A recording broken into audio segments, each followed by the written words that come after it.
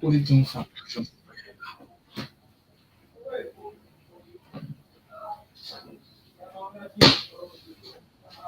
Music.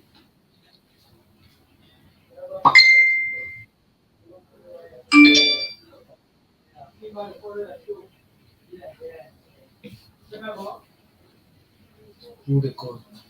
Present, present.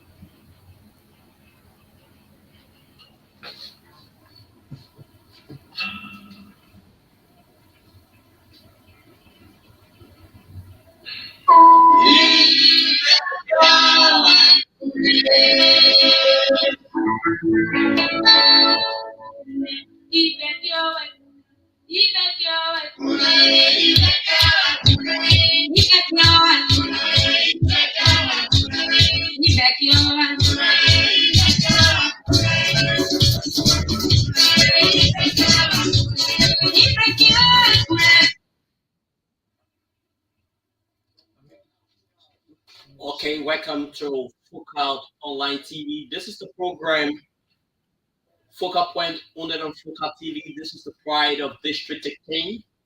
This is the Una Media House that's been installed of all of the media houses in District 18. My name is Ken Lincoln Tobay, the prime host of the program Focal Point.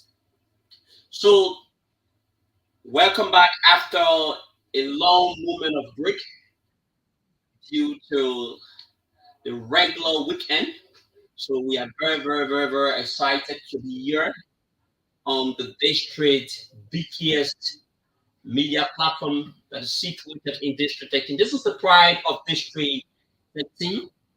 My name is Ken Lyndon Tobai. Thanks to Mohammed Bani Khanet, who has worked, who has made sure that every other issues surrounding today's broadcast was well settled. Okay, let's drive straight to the itinerary of the program on today. We'll be looking at the garbages along the city of Monrovia and its environment. Whenever you are driving, when you are walking, the principal streets of Monrovia is oftentimes flooded with so many garbages. The Monrovia City Corporation is the institution that is charged with the fundamental responsibilities to ensure that the streets remain clean and green. And this particular segment of the government authority or of the government arm that is responsible to ensure that Monrovia has a very beautiful outlook is headed by the Secretary of the ruling coalitions of Democratic Teams, Jefferson Koji. Too many deaths are all in the streets. Too many deaths are all in the streets.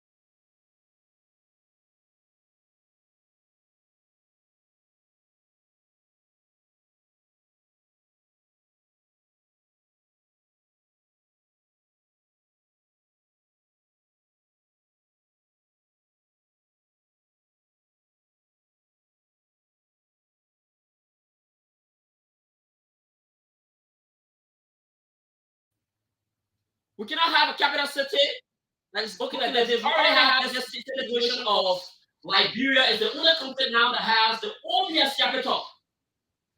We got our independence since 1847. Up to 9. We are not even in visionary of having a new capital. We still have this old capital, Monrovia. This is the situation we still have. But every day, the Lord Mayor of the city of Monrovia wants to respond to a particular statement. This is totally unfair. You cannot have the Liberian, the streets in Liberia continue to be and to have a very deplorable outlook, and you sit there every day, you are responding to a particular price statement from SYZ. We need to stop this. This is very, very unfair. This is pathetic for our country, Liberia.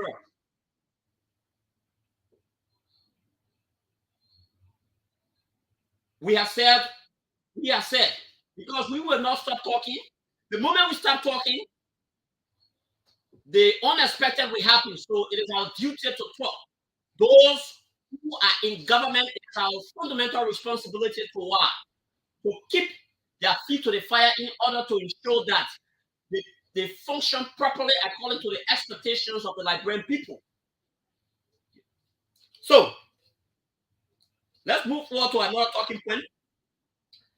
So by 5:15, we will have the Secretary General, the Youth Secretary General of the Alternative National Congress, Fopai Morbad, as our guest. We will place a spin on many of the political issues in Liberia. And we will firstly start the discussions from his own party. And we try to place a spin on many of the trending issues and assess the chances of ANC possibility to stay the nation, the affairs of the state. So over the weekend, His Excellency Joseph Yema Boakai, the former Vice President of the Republic of Liberia, made a visit to District 13. And at that particular occasion, there were several speeches that were made. Cornelia Kra, who is Cornelia Kra Tokpa, who is the daughter of Councillor Cooper Kra, was the focal person of that particular event. Because they have a tradition that for each place they go, the person who is running, contesting on the Unity Party TK, takes the mantle of authority to conduct and organize that particular event. So we saw a very good number of people who were available at the occasion held on Anyan Factory football field. So many speeches were made. You could see the Muslim Council spoke on behalf, and they also pledged, the Muslim Council of District 13, they pledged their support over to Cornelia Kra Tokpa. Other groupings, we saw the likes of Jeremiah Kuhn, who gave a parable that got everyone laughing, and even the media practitioners that were providing coverage of the entire event.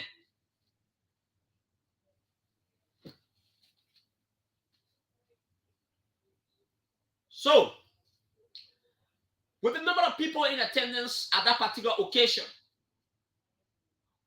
one can say that the program that was organized by Cornelia Kra Tokpa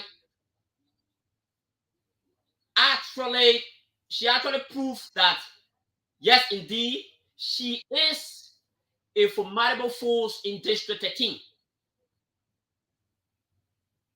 You understand? Because evidenced by the number of people you saw at the particular occasion.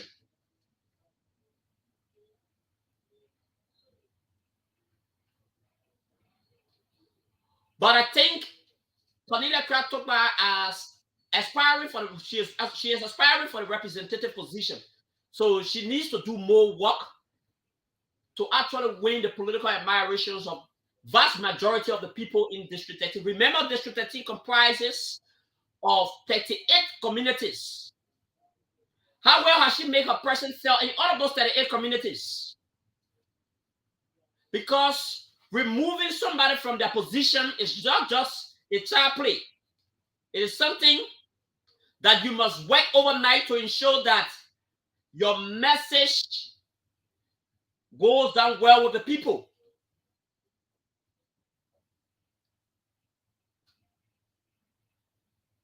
Her propaganda arm needs to be effective.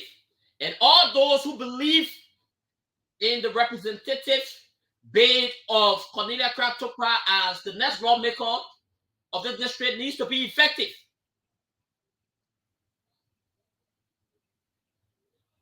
I am not sitting down on this platform to say that we are 100% pledging our support to Cornelia Craft, but the number of people in attendance, I think, because in most of the group chats, they are trying to express complacencies about the number of people in attendance. But I can assure you that you need to work on a crap. If you are listening to us, you actually need to work hard. You need to work hard. You need to do everything possible to ensure that your message you are preaching about change in District 13 can be resonated with the people, with vast majority of the people. So that this is just a little, I know this is just a little piece of advice to you. This is just a little piece of advice to you. Then we'll go strictly over to another issue that has to do with the issues about drugs addictions in our country.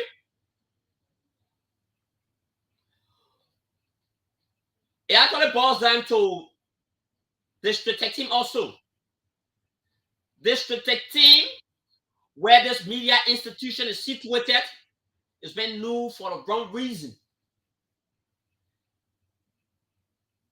The most publicized 100 million drug discovery was discovered right in the same district.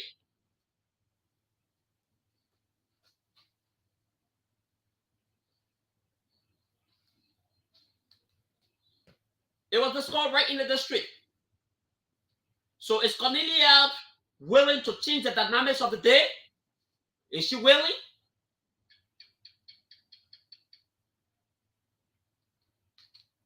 Is she coming up with sincerity to the disco? Because many a times when people want to get to a particular position, this is when they try to establish that kind of cordial relationship with the people. At the end of the day, by the time they are successful in what they were aspiring for, they turn their back on the people. They turn their back on the people who voted for them. District 13, every community you visit in District 13, you will have a ghetto. This new drugs is killing people. Kush is actually killing people. A lot of people have died. The Wiale administration promised to organize a rehabilitation for those people affected with drugs. But from all indication, we cannot see what are some of the strides that the government is making to ensure that what they promised the people is being dramatized into reality. Few days ago, the youth and sport minister was on air. He said some of the partners the government engaged to provide assistance towards that particular project have made their donation. But the government has not been able to make their donation as promised. We are calling on the government to do everything possible to ensure that this quote-unquote project about rehabilitating our brothers and sisters can start. Every day you get out of the street, you will see a victim of the smuggling substances that come into our country.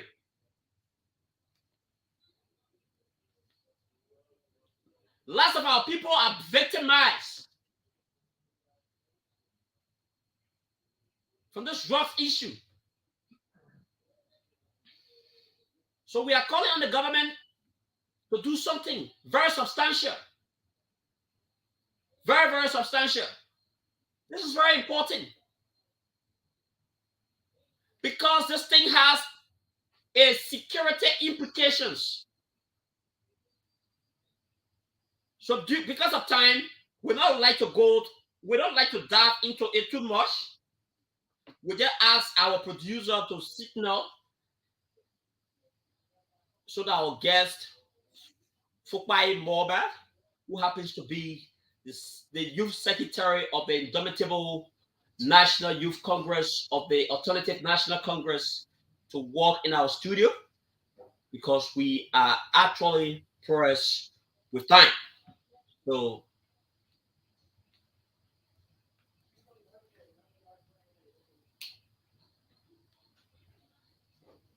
So while we are waiting for our guest, to come in,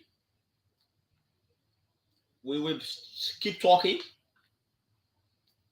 Keep talking. Because the moment we stop talking, we expect to see the worst to happen.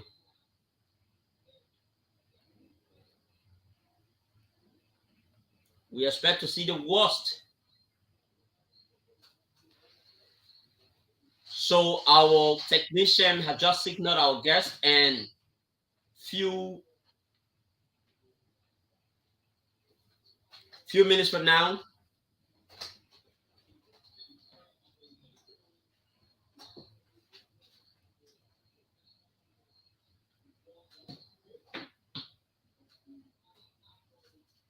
so we keep sharing the video. We hope to share the video. We hope to see a whole lot of people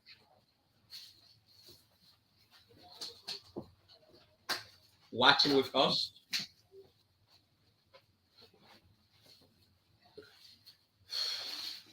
So the man called Fukpai Morba had just walked into our studio.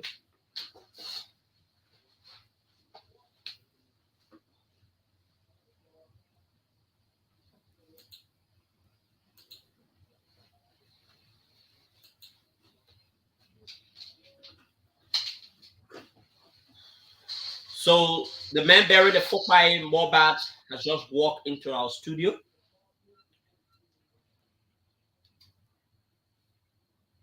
I think the technician needs to tell him what to do.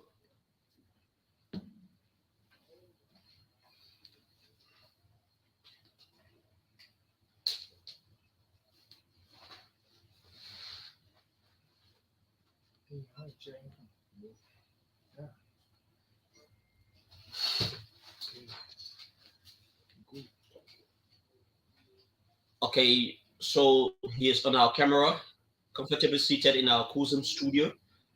So, good day, Mr. Morban. Well, good day, my very good friend and brother. Good day to people of District Number 13, Amasurara County. Good day to our resilient partisans of the Alternative National Congress. Good day to members of the Indomitable National Youth Congress. It is indeed a pleasing honor to be here this very beautiful and wonderful evening. Yeah. In your introductory statement, you reference the people of District 13. Are you a resident of District 13? Well, not necessarily. I'm a resident of Painesville, but the members of the Alternative National Congress cut across district in this country.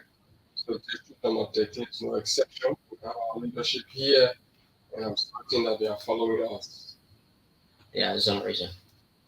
So, how is the ANC move towards the October election? Well, the ANC is doing very well. As you may be aware, we just returned from one country during a weekend where we received a month our endorsement from our former Senator Yala, and the crowd that was put out in the county was very amazing. You saw people from the different spheres of the county coming up to welcome Mr. Cummings and declare their endorsement of him. I think it's very impressive. Just before Bon County, our standard bearer saw executive members of the ANC and the CPP in totality. They were in Maryland County for about a week, crisscrossing the southeastern counties, uh, Maryland County, River Chi, other places within the southeast, and the reception was absolutely very impressive. So Mr. Cummings continued to work very hard. He has always said that he's not going to win this presidency on a silver platter. As a matter of fact, he's a product of hard work. He believes that hard work pays a lot. So that's why in every sector he has worked, it has been because of the hard work that has been him to excel those places he has gone. So ranging from Coca-Cola and other companies, multi-million dollar companies he worked for. He worked hard, he was able to excel to the highest level. So Mr. Cummings is a workaholic. He is crisscrossing the entire country since he lost the election in 2017. Mr. Cummings has not been sitting. In fact, he has cut across, he has visited more towns and more villages, being a president of the Republic of Liberia. There is no politician in Liberia that has crisscrossed the political through the towns, the remotest places in our country as compared to Mr. Alexander Benin. But President we did pay a visit to many of the remotest parts of Nigeria. So how can you say, how can you possibly say that uh, Cummings has been the only one who has visited the remotest part of Nigeria? So President we has visited cities, some of those counties, in all of the counties though, he has visited cities. He has not visited some of the remotest parts of our country. When President Weah goes to one county, maybe he will stick to one lab. When he goes to Maryland County Harbor, he goes to Baza, he doesn't visit the remotest places in Baza. He would rather be he would rather be in Tropicana. So President Weah has it. Like Cummings, when he goes to a county, he goes to some of those remotest places that any politician hasn't been. In fact, I'm told last time we visited Maryland County, Mr. Police visited a town in Maryland that so the people said, no politician has come here. I mean, that is how Mr. Cummings crisscrossing. He is going to the remotest places and speaking to the minds and so the Liberian people. And I'm very certain that the Liberian people will buy the product that is being sold because it is the most you know the most guaranteed, the most marketable product we are selling. Yeah, that is indisputable. No one has ever argued about Mr. Cummings' competence.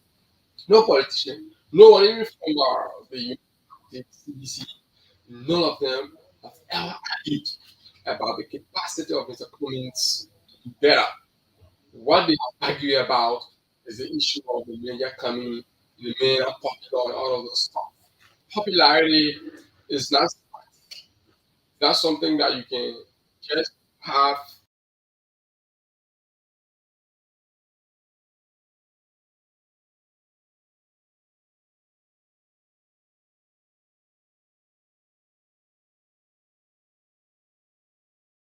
in 2017, and he was able to come third in 10 of the 15 counties. He was able to put up very huge fight, obtaining over 100,000 votes in his first trial. So, what about his level of engagement he has had? The ANC has attracted the most of the funniest sons, daughters of our country. People who were movers and shakers of other political parties that made them to get the relevance they got. Those people are now with the fixer. So anybody to sit in their closet and dream, I can listen to most of our colleagues who are most of the time making fun that Mr. Cummings got 7% in 2017. So as such, he is going to still 7%. I think that is a beautiful joke. How can Cummings? So we actually get to that particular point. Um, few weeks ago, you preferred you selected your standard bearer Alexander Cummings selected uh Charlene Bronskin, the daughter of the late Councillor Charles Walker Bronskin, and she has said that she has absolutely no political experience, and this is a very true statement. This is a very truthful statement, and so isn't that she will actually be new to the body politics of Liberia, or what kind of value do you think she is bringing to the table in terms of emancipating Liberia from the quote unquote hardship? So the criteria for leadership in Liberia or any part of the world shouldn't be about whether you have served in government. That is automatically no criteria. I think we should be going and cutting across the person's leadership credential. What were they able to achieve in the places they worked, and compare it to what they can be able to offer in government. So the government we talk about, and it's sometimes very shameful that politicians tend to boast about having 40 years experience in government, about having 30 years experience in government. But when you ask them what you have to show, what do you have to show for the 40 years, 30 years in government you serve, they can't show you anything. They won't show you anything. And that is so embarrassing. So in the government that are most of them boasting about serving, most of them are some of the most corrupt governments we have had in our history. So how can you boast of working in a corrupt government? A government that brought sadness to our people, a government that plunged this country to several years of backwardness. And then whenever we talk about people serving leadership, people talk about okay, this man hasn't worked in government. Listen, we do not want to take pride in working in government. What we take pride in is people like Charlie Bronsky in their little space. They have served. They have served so diligently. They have served with commitment. As young as Charlene is, the level of achievement she has in terms of contributing to the professional sector, the legal sector, it cannot be compared to some of those people who have worked for 40, 50 years in government. Since the preferment of Charlie Bronskin, how is the Battle belt? I'm not talking specifically about Grand Battle, but the River State, the Battle belt. How are they actually responding to her preferment? It is massive. As a matter of fact, I was in Bukana when that endorsement was or that announcement was made. And I have never seen a group of people so jubilant, so happy, so serious as compared to the way the Bassa people were. Since the passing of Councillor Bronsky, the Bassa people have been urging for somebody to stand on the national face that will fit in the shoe of Councillor Bronsky. So how do you look at the preferment that your political leader has made? I think that is the best political decisions that Mr. Cummings has ever made. The selection of Charlie Bronsky. Councillor Charlie Bronsky cut across 2 footbridge sector. Imagine she's a relatively young lady. The young people can identify with her. They can say she's our own. The women, I mean, it's going to be shocking to note that from the last statistic released from NEC, we have more women who register to vote as compared to men. So the women can identify with her. This is our own. The young people make up about 60% of the voting population in our country. So they see Child Lane, they see Child Lane as one of their own. A young person who was honored to go to school and at a very young age was able to set up a law firm, has been able to contribute a lot to our community in Bassa. He's teaching the law school. There is no young person who only wants to be in the shoe of people like Councillor Charlie Bronsky. So that alone is a political attraction. So Mr. Cummings made the best decision, the best political decision ever in his life to have selected Councillor Charlie Bronsky. Since the selection of Councillor Charlie Bronsky, the opposition has been in severe shakta. The guys are worried. They are completely worried. There have been no substantive argument they have brought up against Councillor Bronsky. But on the flip side, on the flip side, man, there are other people who are still saying that Charlie has not been tested. She is only tapping on follow leverage to get to where she wants to actually get to. What's the reaction to that? So you don't have to fail 10 times before you succeed, in order for you to be referred to as a successful person. Sometimes you give it a first try, and on the basis of your first try, you have a very impressive result. So Councillor Charlie Bronsky has been working in another sector. This country, there are 2 sectors that this country is totally fractured. In terms of the legal sector, the rule of law in this country is a total mess. You have people going to court with no reliance that they will seek justice. And then another sector is the economic sector. So you have people go to bed on a daily basis hungry. The business people are left frustrated because they cannot get the necessary profit they should be getting as a result of a broken economy. So what we have, the combination of Mr. Bronsky, let's say Councillor Bronsky, and that of Mr. Cummings, is a perfect combination that solves the problem of the economy and will deal with the problem of the rule of law. So you have a renowned lawyer and a professor of law, along with a business, an international business expert, an economist who has very strong record of excellence wherever he has worked. You have those 2 people combining. It's going to be a big boost. The economy will be lifted, the rule of law will be restored, and our country will return to a prosperous Liberia once again.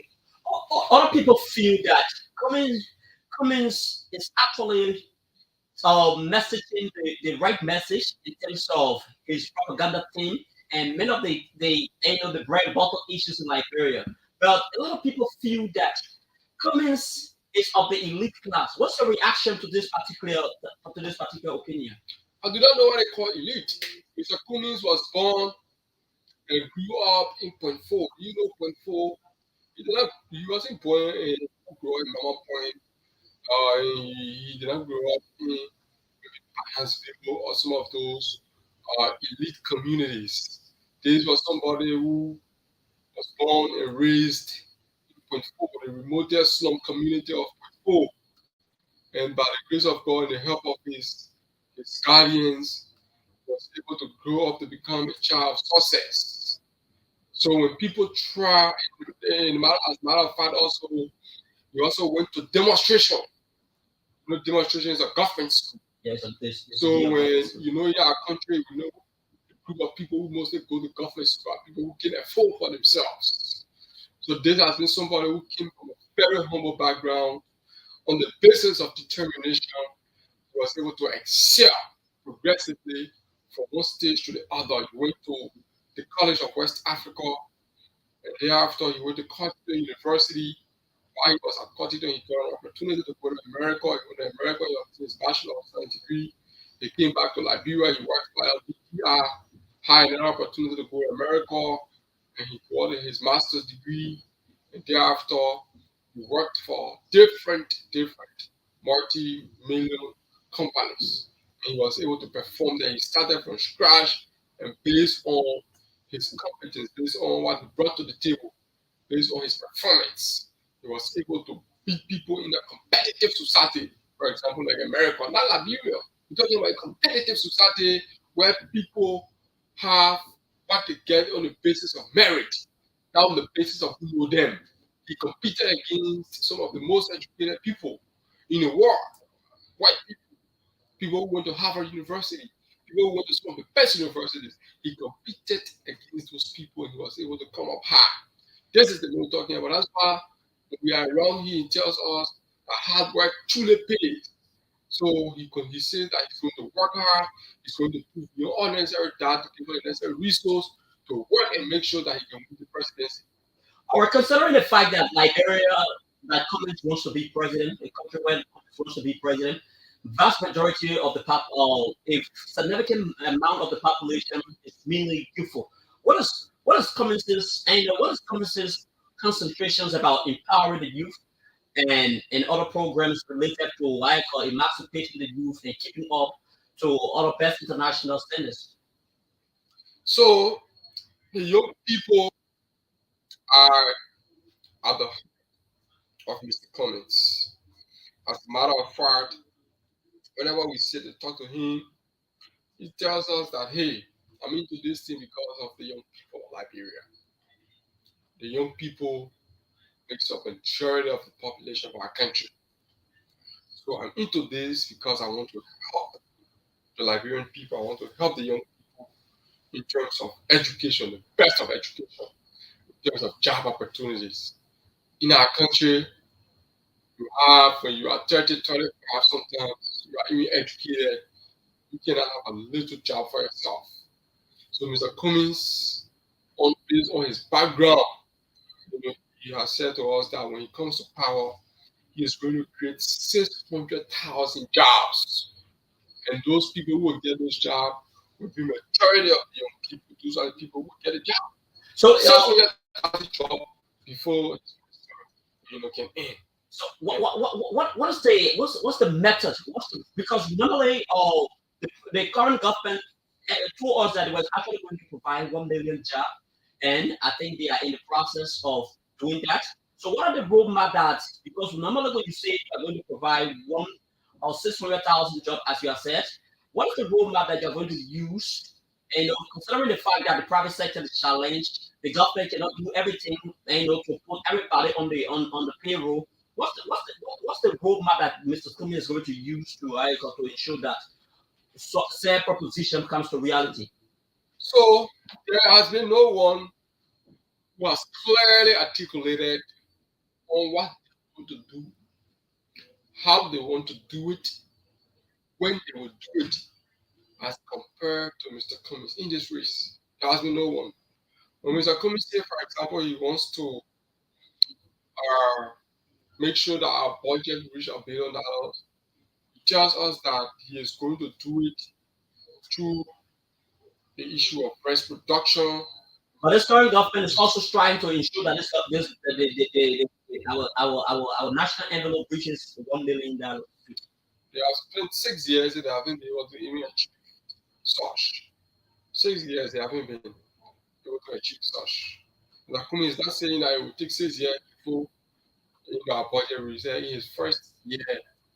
He will ensure that our budget, and not just about our budget reaching $1 billion, but how budget will have a trillion impact on the people.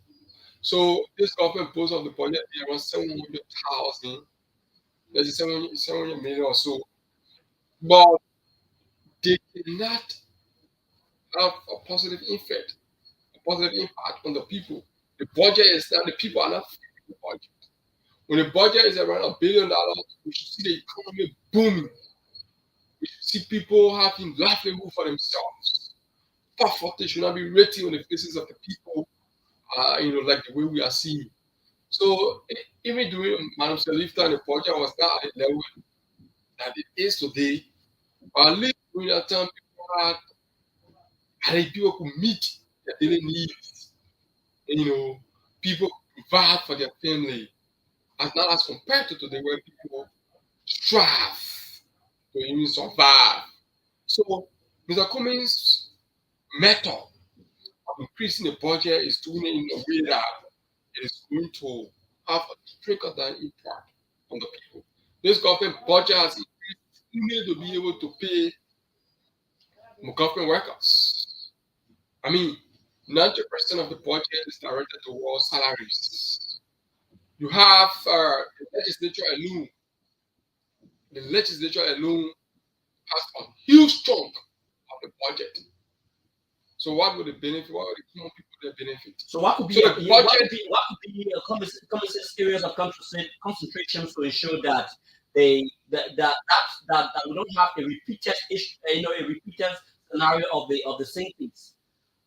so right now our economy is operating way below 50% productivity. That is, we are not actively producing. So Mr. Kumi has said to us that in order for us to create more employment and be able to elevate our budget, he will focus, for example, on rice production. So how are we going to do that? So, for example, if we put 30,000 hectares into a production at a reasonable improvement of seed, we are going to yield a very good percentage.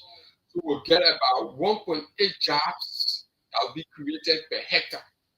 So 30,000 times 1.8, we'll have 54,000 jobs that will be produced or created from the issue of rice production, just from 150,000 tons of rice. So the issue of So- agriculture will be prioritized. So definitely. So you see, Mr. Cummings knows how to do it. He has said that through rice production, he's going to create job. Just taking it at a minimum level. He's going to create what 54,000 jobs just at a minimum level, just for rice production.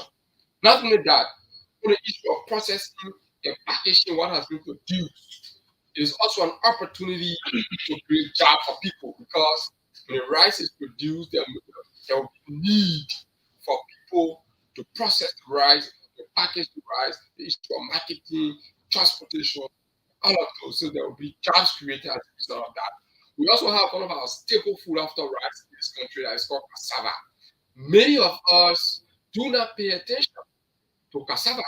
But let's see, under Cummings presidency, we will be able to use cassava as a means to help bolster the economy.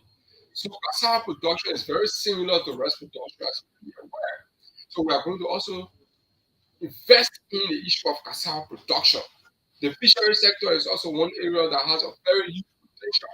So we'll also focus on the fishery sector. So we have specific sectorial areas that we are going to focus on in order to boost the area and be able to have a cumulative positive impact on our economy, on the livelihood of our people, and on our budget. So this is how he has said do it, and when he will do it, and how he's going to do it. This is why he has said where he would do it. So what's about the issues about? Because we all know that this issues about people being affected by the result of drugs addiction has become so key, and it is even gravitating into overnight nerdmen in our country. What's Cummings' code of concentrations should he be elected by the Liberian people comes October 2023? What is the area that he would be able to change the dynamics and do things differently? So Mr. Cummings, like I said earlier, hold dearly to his heart. The last time, most recently, he visited one of the ghettos and he saw young people's future have been damaged. So how often does he visit? Or it is because of this election he is now moving into the ghetto. Since Cummings came to the Liberian politics, he has not been sitting in his office and he has not been residing in America and living the best of life, and then come on to re-election. Since his entry into politics, he has been in communities. He's one of the most accessible political figure we have in this country. He has the energy. This is a man who sometimes we as young people when we're moving with him, one time I was with him on one of the trip in Nima County. As early as 6 o'clock, we woke up and we started community engagement. Before 6 o'clock, I was already exhausted. As young as I am, I was already very exhausted, very tired. And Mr. Cummings wasn't. He was rather strong, very moving up 9 o'clock. And the next morning, as early as 6 o'clock, he was on his feet, and from place to place. So he has energy. So he has not just been sick, he has been engaging. So most recently, he visited one of those drugs areas. He saw how the young people are being destroyed as a result of drugs, and the government is doing nothing absolutely, to be able to curb or totally deal with this issue of drugs. In fact, to some extent, they are aiding and abetting in the process. As per the most recent case, where you had over 100 million, that's 100,000 worth of drugs that came into the country, and you had the government playing a very laissez-faire attitude in making sure that the perpetrators can be brought to book. The rule of law was used to acquit those people, and they went scot-free. And while thousands of people on a daily basis, future, are destroyed as a result of drugs. Okay. Say it is so important that you have mentioned this. What message, given the fact that this government, through the criminal proceeding, has acquitted all those who were linked to those issues about this quote unquote 1 million drugs discovery that was discovered in Liberia. What message does this signal to our international partners? Well, I think it just tells us that, especially with the most recent case, it tells us that Liberia is a safe haven for these malpractices. The international community get very devastated. As you read the American ambassador recent speech relative to this drugs issue, he expressed utmost disappointment in the form and manner it was dealt with. And so the international community, I'm very certain that they are very disappointed on a daily basis as a result of this situation. Government hasn't been able to do or make any concrete action in dealing with this issue of drugs, and it's a sad thing for our society. It is destroying our brothers and our sisters on a daily basis, and it is creating a unsafe environment for our country, because when those people take in those drugs, they are brave to carry on in the act. So as early as 6, 7 o'clock, people start attacking people on the street. It's because the consumption of drugs is so high in our country, and there is no any tangible way the government is dealing with it. So what is Cummings' concentrations in addressing this rise in the threat of insecurities in Liberia? Will he be elected? All right. So, like I said earlier, one of the areas is to be able to focus on the issue of combating drugs. When we have a country, a society that is totally infested with drugs addicts, you are obviously not going to have a secure country. So Mr. Cummings believes that he's going to fight in his first 6 months to combat drugs. And I mean, people making it look like it's so difficult. When you cut off the passageway, obviously you are going to have a huge success. When the people don't see the drug, they won't take it. Where do they come from? Where do they pass? They pass at the borders. They pass at the checkpoints. So when those pathways can be, cemented, can be controlled, obviously you're going to have a huge, progress relative to the fight against drugs. So after doing that, and then you fight the people who are already affected by drugs, fight in terms of mobilizing them and rehabilitating them.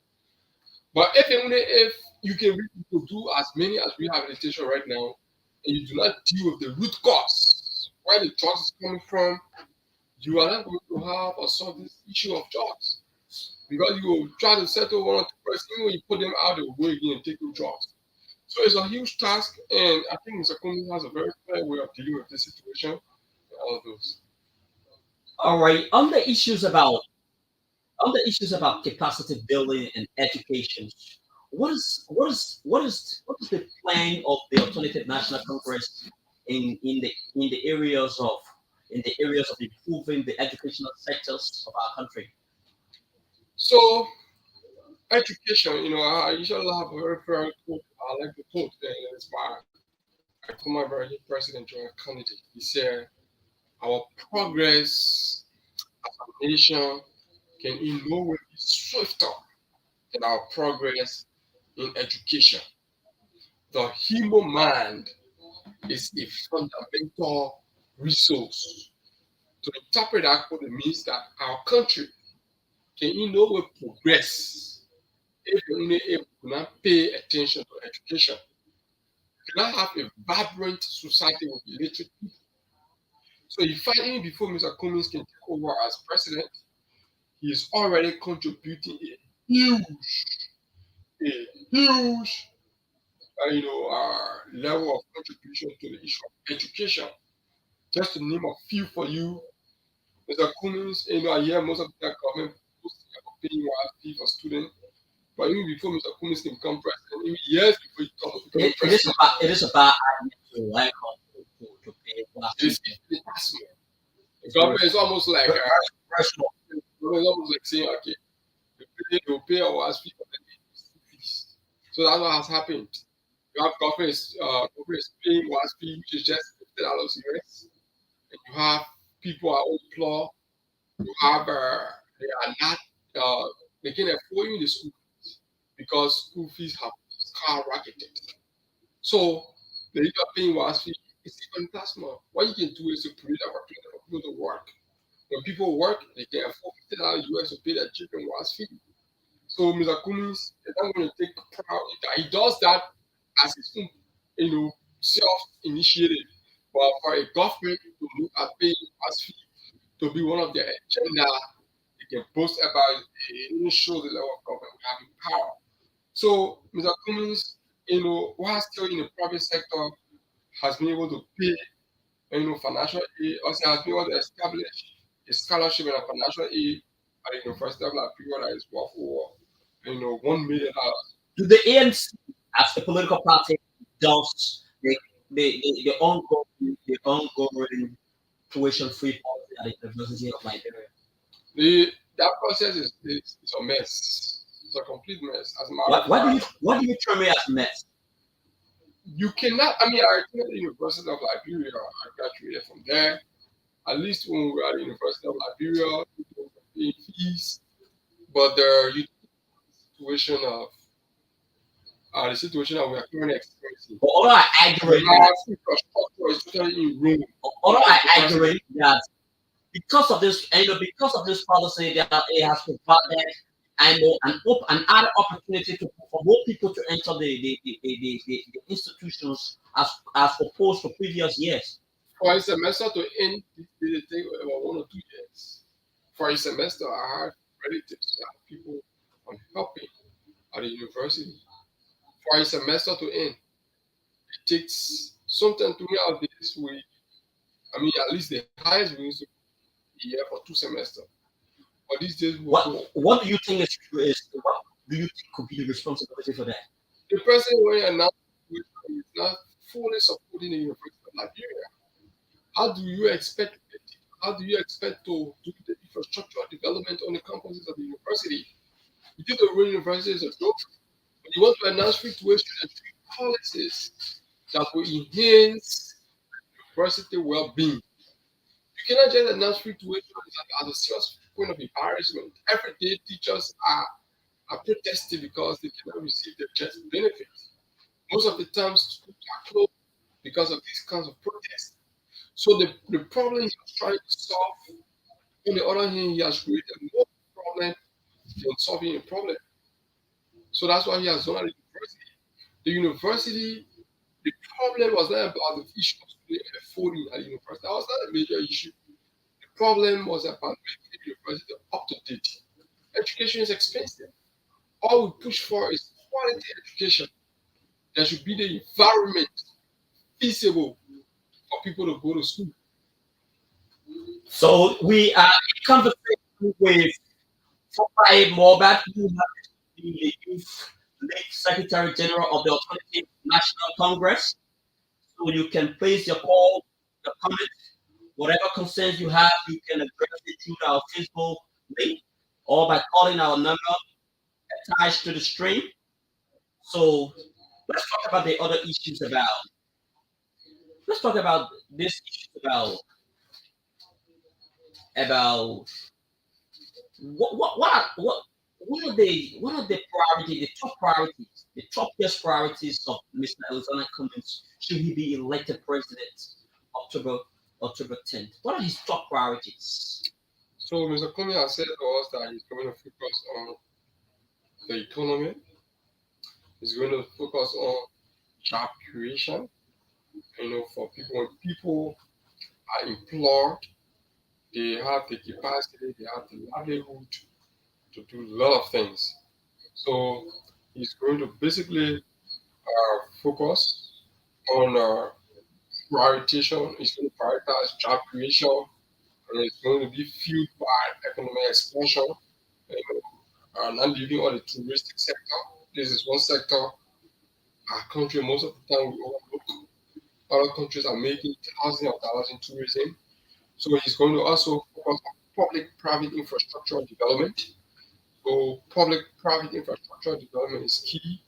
And then agro sector economic growth, I spoke about earlier. Agro sector economic growth. That is using agriculture to grow economy of the country. He's also going to focus on healthcare and education expansion. So those will be his top priority: job creation, fueled by economic expansion, public-private infrastructure development, the agro sector economic growth, healthcare, and education. Top. Those are his top priorities. Those are his top And priorities. not forgetting combating corruption. So Cummings sees corruption as a big enemy to the growth of any society. So he believes that he's going to combat corruption. When he's president, he says to us every day that. So we have a caller on the line. Hello, caller. Your name and where are you calling from?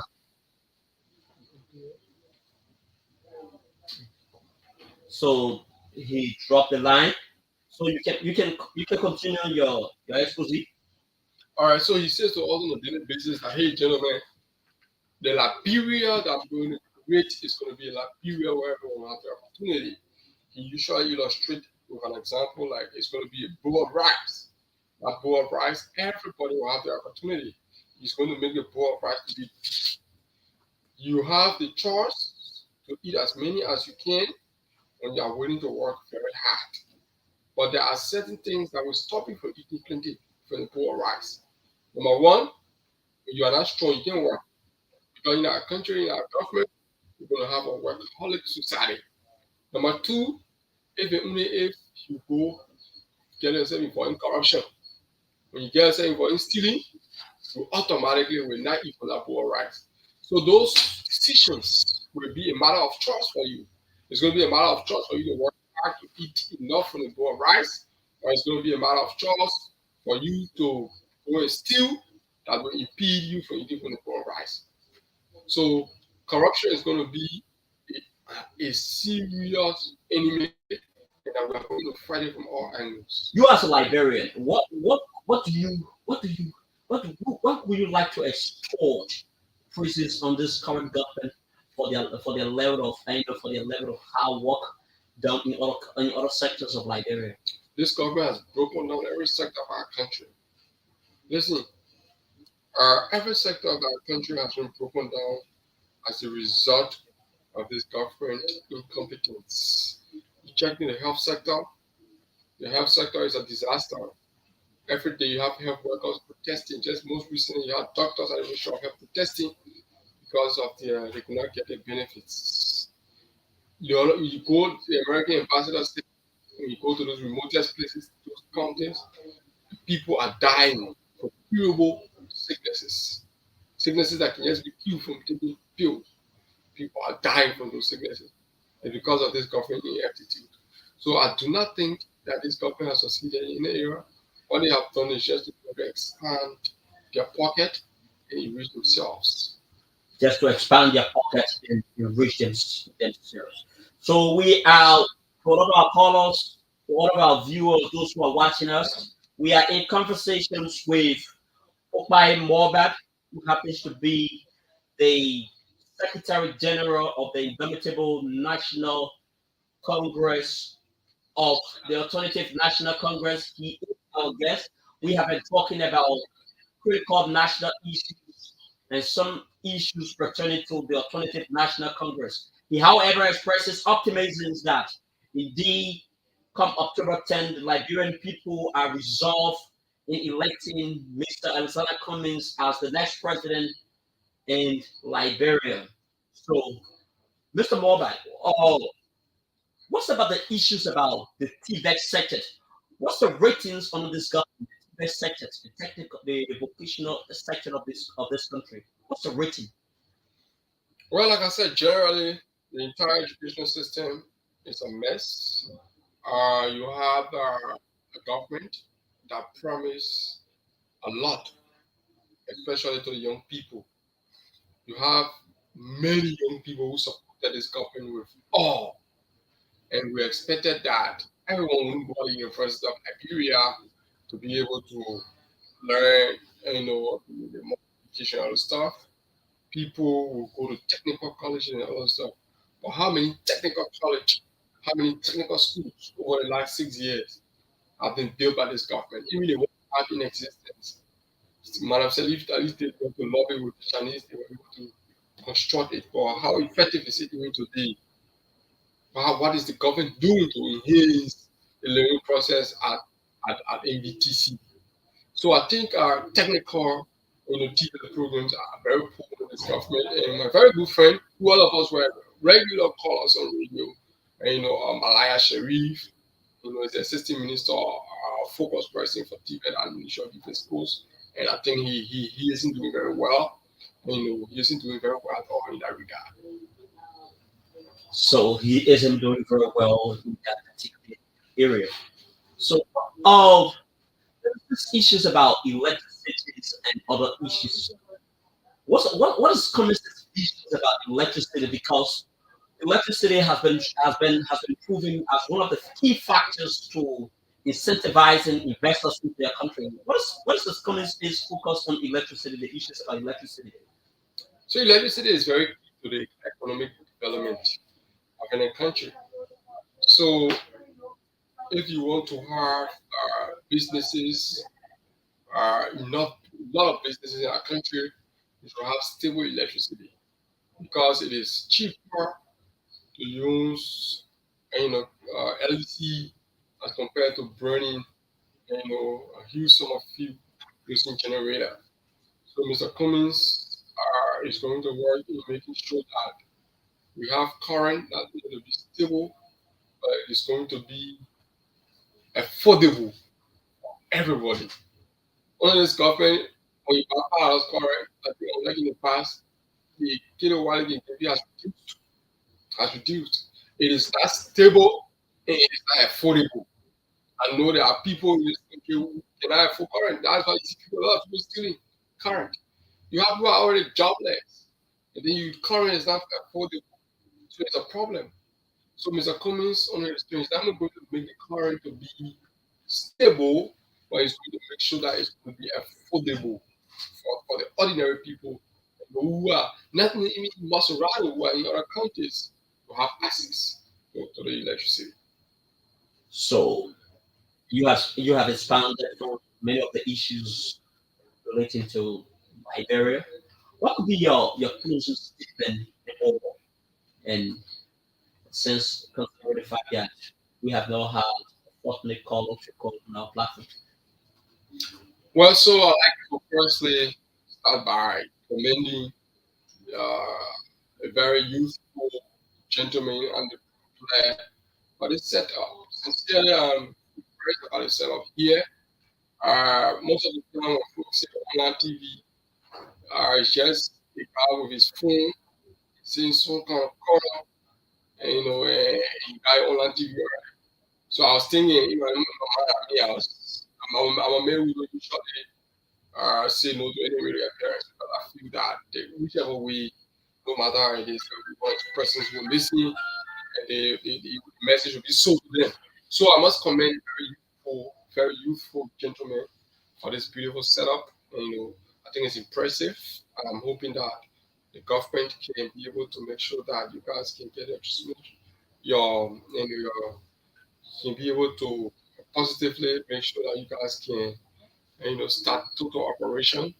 I think it's very impressive. So finally, I like to speak to the conscience of our people, the Liberian people.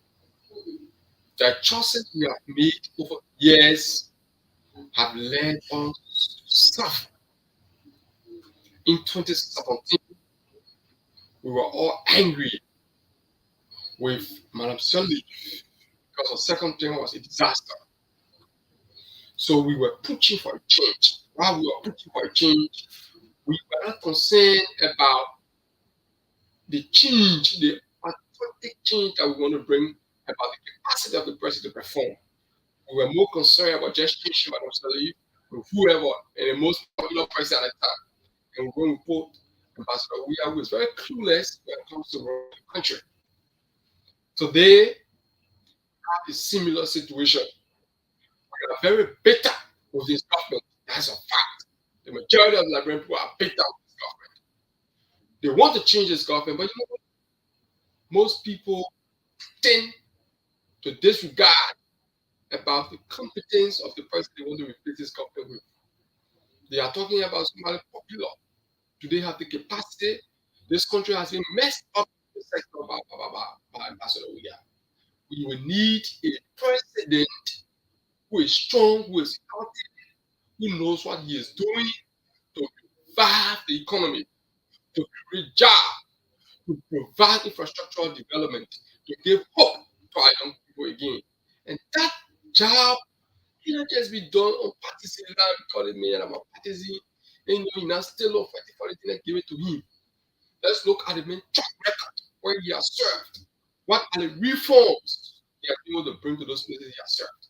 We are a critical juncture in our country. We are angry with this government. We just replace this government with anybody. People who want second chance to serve. They are hungry. They want to go back. I see them better to government. So there's a choice. There is a real change versus second chance. And the Unity Party and the CDC are all fighting for second chance, while the ANC is fighting for a real chance to develop and change this country. And it is only Mr. Cummings who has what it takes to fix this country. So it is only Mr. Cummings who has what it takes to redeem Liberia. That was the voice of Okupai Morbet. He was our guest on the platform, on the program Focal Point. So thanks to all of our viewers, thanks to all of our people who have been there to ensure that we all have a very beautiful and unique program on today. My name is Kaylin Toba. Thanks to my colleague Mohammed Vali Khanen, who comes back live on Thursday with the program Inside District 18. Mohammed is a very fiery radio presenter, online radio presenter.